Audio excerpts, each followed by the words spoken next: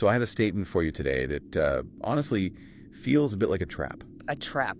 Yeah, I mean, if I walked up to you on the street and told you the Earth was flat, you would hopefully laugh in my face or just slowly back away. Oh, I would definitely back away. I mean, it triggers this really visceral reaction. We know the Earth is round. We have the pictures. Right. We spend our whole lives fighting against that idea. Yeah. It's basically the ultimate badge of scientific ignorance. It is. But, and here is where it gets weird, if you zoom out, and I mean way, way out, past the solar system, past the galaxy, to the scale of the entire cosmos. Right.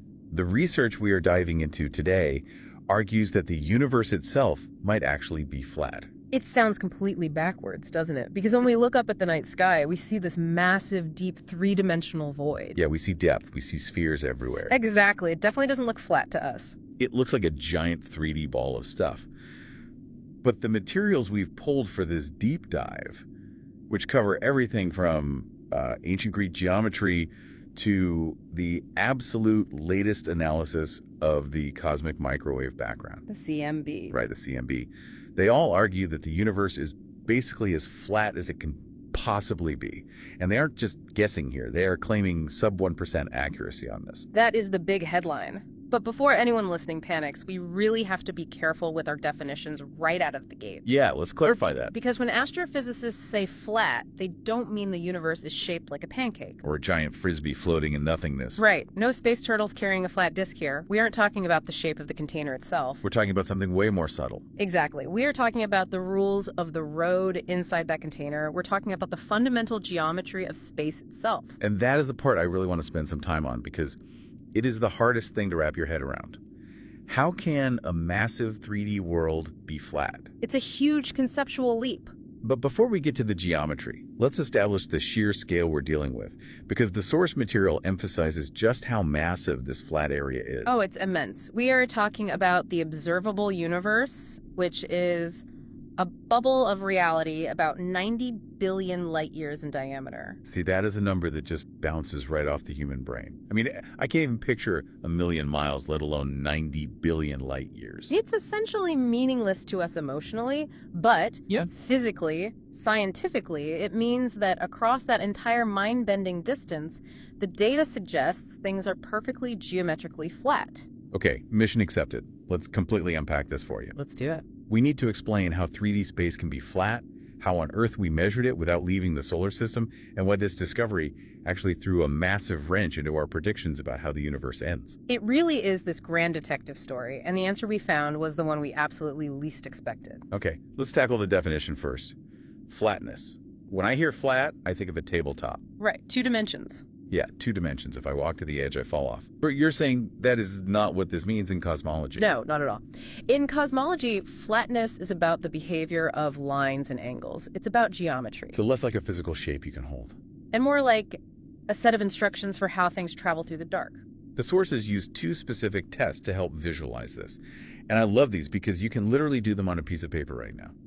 The first one is the triangle test. Ah, yes, classic Euclidean geometry. This goes back thousands of years. Right. So walk us through this one. If I'm sitting at my desk and I draw a triangle on a perfectly flat sheet of paper, what happens? Well, if you draw a triangle on that flat sheet, any triangle at all, it doesn't matter if it's isosceles, scalene, whatever. Just any 3 points connected. Exactly. If you measure the 3 inside angles, they will always add up to exactly 180 degrees. Every single time. Every time. Yeah. That is the mathematical definition of flat space. It's a rule that simply doesn't break.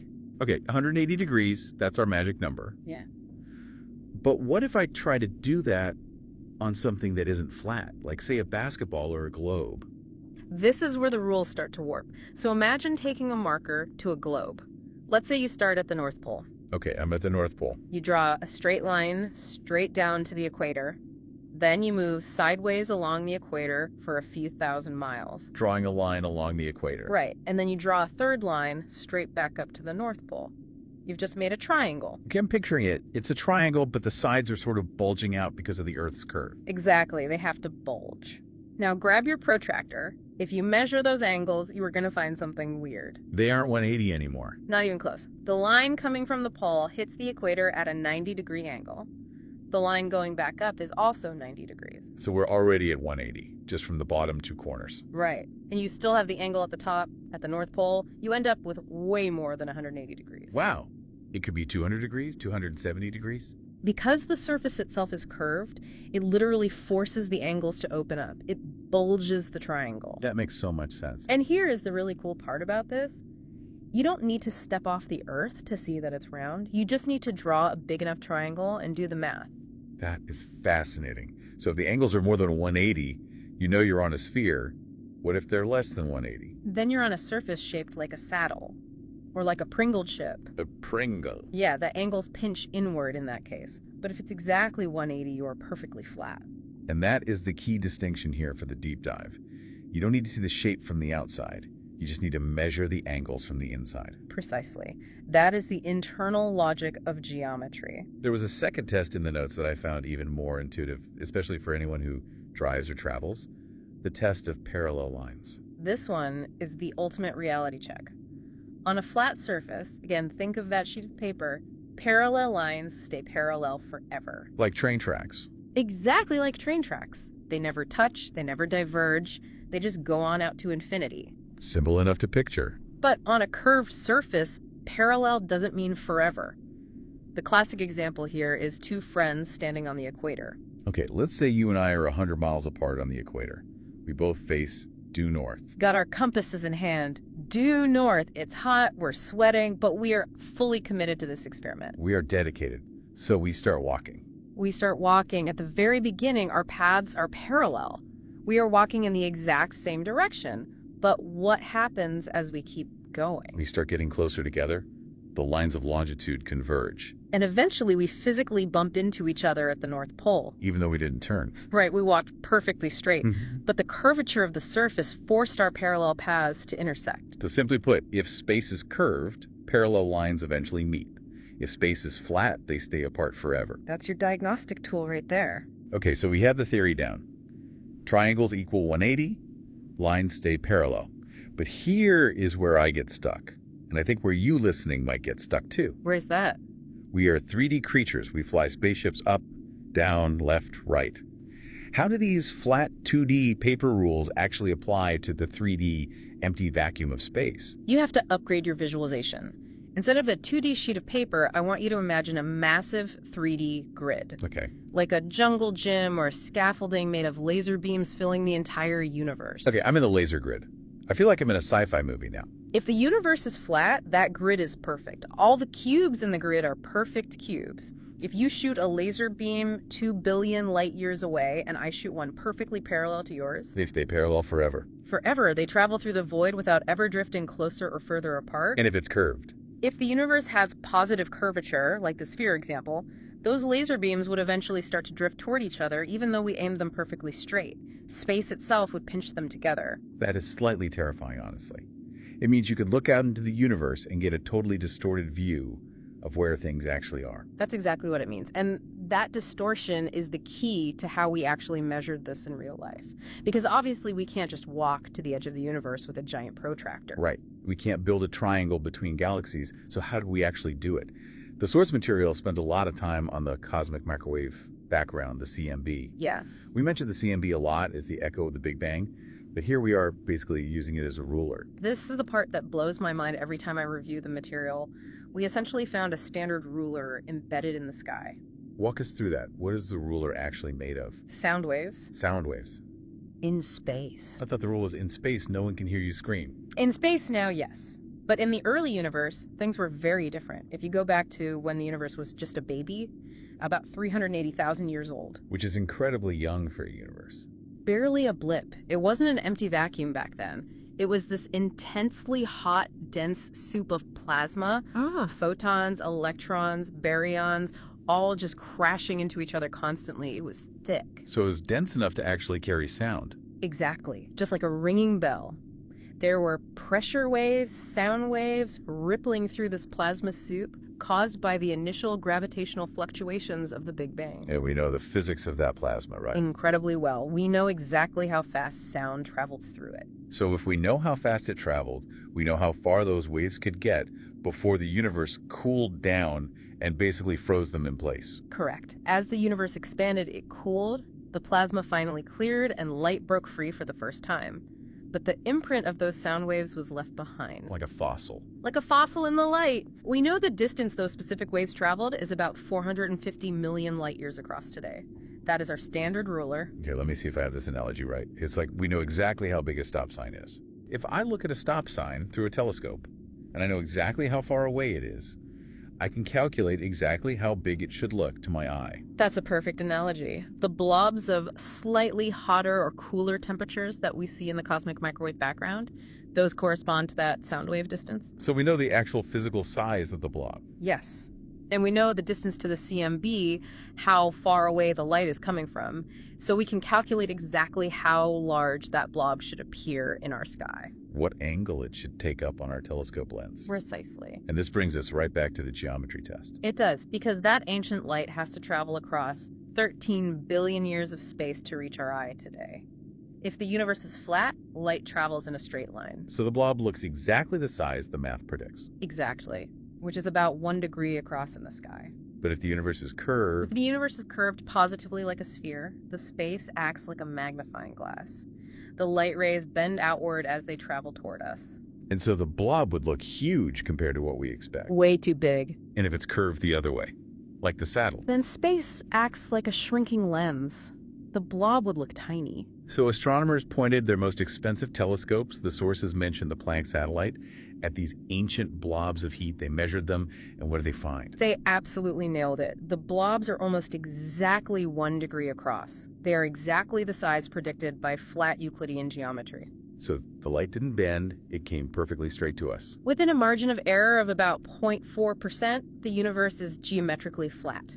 The triangles in the sky add up to 180 degrees. That is just an incredible feat of measurement. We use sound waves from the literal dawn of time to check if high school math still works across 13 billion years of empty space. It really validates the whole scientific method when you think about it. We can't go there, we can't travel that far, but we can fundamentally understand the terrain. It shows that physics is consistent everywhere. It is amazing. But this brings me to the so what section of this deep dive. The existential part. Yeah, because usually geometry is just descriptive, like my table is square, the earth is round. Right. It doesn't tell me my fortune. But in cosmology, the shape of the universe was supposed to tell us the future. That's right. For decades, the mantra in physics was, geometry is destiny. The shape of the universe literally told us how the world would end. Break down those options for us. Why did they think shape equaled fate? It was all tied back to mass and gravity. The shape of the universe is determined by how much stuff is actually inside it. Galaxies, dark matter, gas. Right. If there's a ton of mass, gravity is really strong. That creates positive curvature, our sphere shape. And gravity's whole job is to pull things together. Exactly. So in that closed universe scenario, the expansion of the universe would eventually lose the tug of war against gravity. The expansion slows down. It slows down and eventually stops completely, and then it snaps back in on itself. The big crunch. The big crunch. Everything crashes back into a singularity, basically fire and death. Lovely. Good to know. And the flat scenario. Flat was always the Goldilocks scenario. It meant there's just enough mass to slow the expansion down, but never quite enough to actually stop it. So it would just coast? Yeah, it would just coast, slower and slower forever. A nice, balanced, quiet fading out. Okay, so we measured the blobs. We found out the universe is flat. So we should all be popping the champagne for the slow, coasting future, right? No fire and death. You would think so. We found the flat geometry, but... and this is a massive, but that the source material heavily highlights, we found something else at the exact same time. The source material calls this the cosmic twist. It is the ultimate paradox of modern cosmology. In the late 90s, right while we were confirming this flatness, we also discovered dark energy. Which changed everything.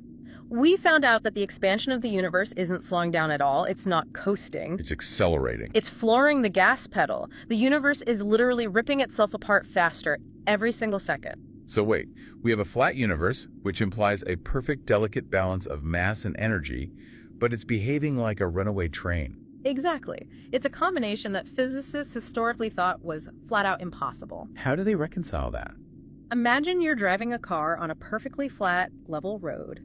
You take your foot off the gas. You fully expect friction to slow you down. Right, I expect to eventually roll to a stop. Instead, your car suddenly accelerates to 200 miles per hour. The road is flat, the geometry is totally balanced, but something invisible is pushing you from behind. That is deeply unsettling. Yeah. It basically means the rules we thought we knew were really only half the story. It completely broke the geometry's destiny link. We live in a flat universe, yes, but one that will end in ice, not fire. Just this ever faster expansion into cold nothingness. So the flatness tells us about the density of the universe, but the dark energy tells us about the destiny. That's a great way to put it. It's fascinating that we can be so certain about the shape, but still so incredibly confused about the engine driving it. Well, that's science for you. Every answer breeds 3 brand new questions. Now, before we get too confident about knowing the shape of everything, the source material throws in a pretty massive caveat. A major reality check. Oh, yes. It calls it the observable bubble. This is where we all have to eat a slice of cosmic humble pie. When we say the universe is flat, there is an invisible but very large asterisk next to that statement. Well, it's the asterisk. We are only talking about the observable universe. Because of the speed of light limit. Exactly. Light takes time to travel. The universe is about 13.8 billion years old. Which means we can only see things that are close enough for their light to have actually reached us in that specific time frame. Right. So there is a horizon, a literal edge to our vision. We are inside a bubble that is roughly 90 billion light years across. Which is huge, but still a bubble. It's still a bubble, Yeah. and we have absolutely zero data on what lies outside that bubble. And the source uses a great analogy to explain why this completely messes up our flatness conclusion. The backyard analogy. I really want you to paint this picture for the listener. I use this one all the time because it works perfectly. Imagine you are an ant standing in the middle of a massive football stadium. Or even better, just your own backyard. Okay, I'm an ant in my backyard. You look around. You measure the angles of the grass blades. You check if parallel lines stay parallel. What do you conclude? The ground is flat. My backyard doesn't curve at all. Right. Your little world looks perfectly flat. But does that mean the Earth itself is flat?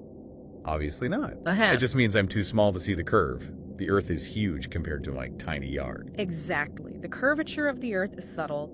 If you only look at a 100-yard patch, it looks perfectly flat. You need to zoom way, way out to see the sphere. So apply that to us. We are the ants. We are the ants. And the observable universe, all those billions of galaxies, the CMB, everything we can possibly see is just our backyard. Wow.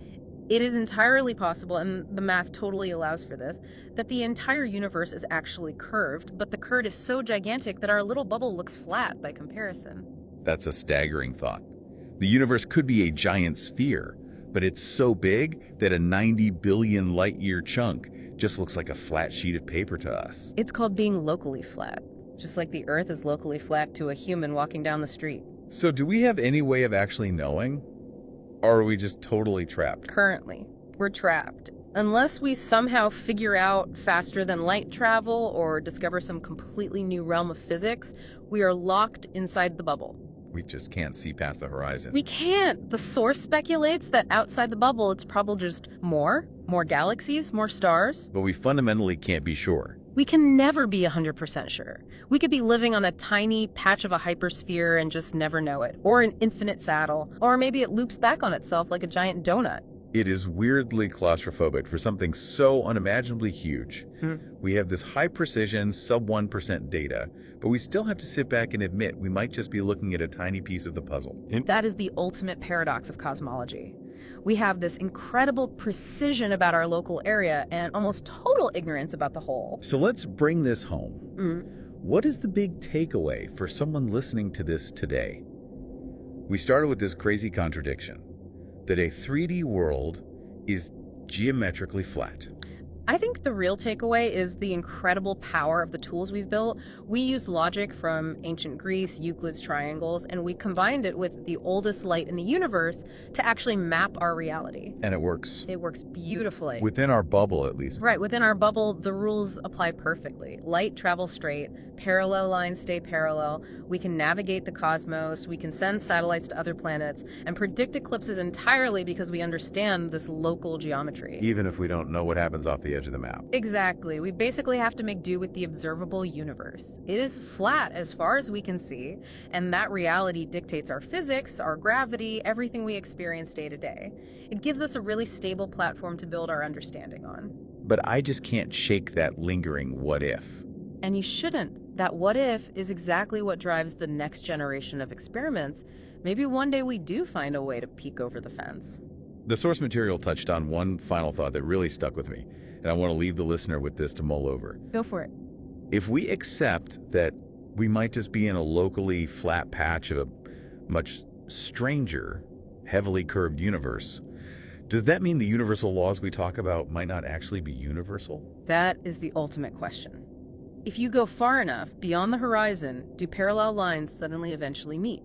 Do triangles stop adding up to 180? Does gravity work completely differently out there? It's totally possible. It's possible that what we call the laws of physics are really just local ordinances. Just neighborhood rules. That is a very humbling thought to end on. We know the shape of our own backyard with incredible precision, but the rest of the world is still a complete mystery. A very, very big mystery. Well, thank you for taking this deep dive into the shape of everything with us today. We'll see you next time.